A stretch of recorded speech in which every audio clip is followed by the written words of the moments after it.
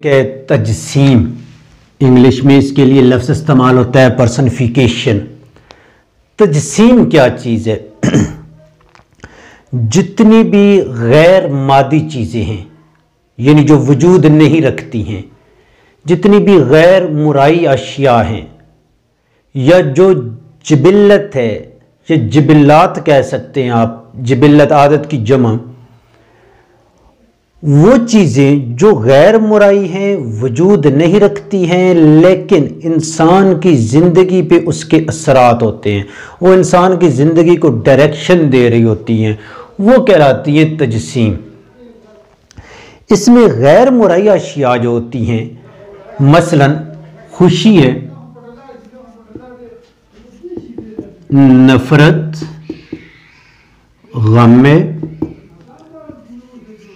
इश्क है, इज्जत, आबरू, आन का लफ्ज़ आ गया, ठीक हो गया, शोहरत है,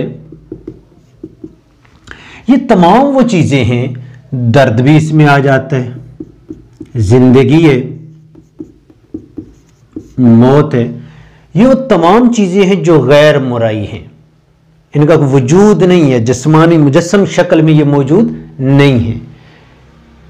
इन चीज़ों को ज़बान अता करना, हम कलाम कर देना, गुफ्तगू करना, यानी इन्हें इंसान एक मुजस्सम बना देना कि जैसे ये वजूद रखती हों, उसे कहते हैं तजसीम, पर्सनिफिकेशन। मुजस्सम करने से मुराद क्या है?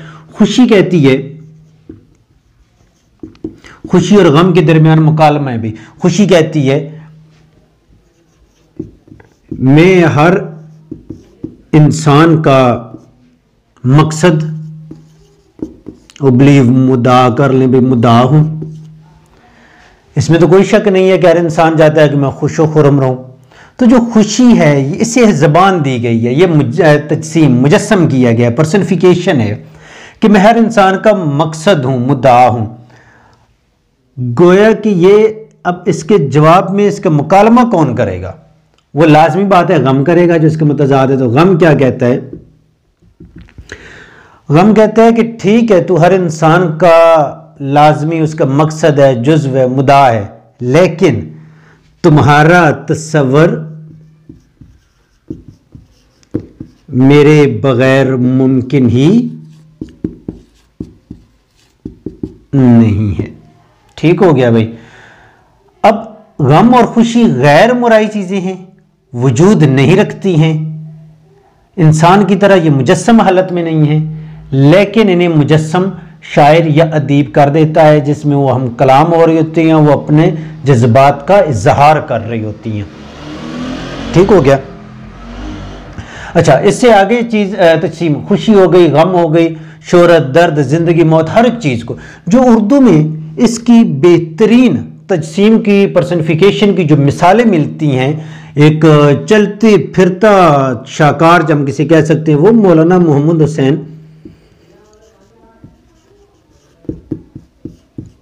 आज़ाद की किताब है नेरंगे ख्याल।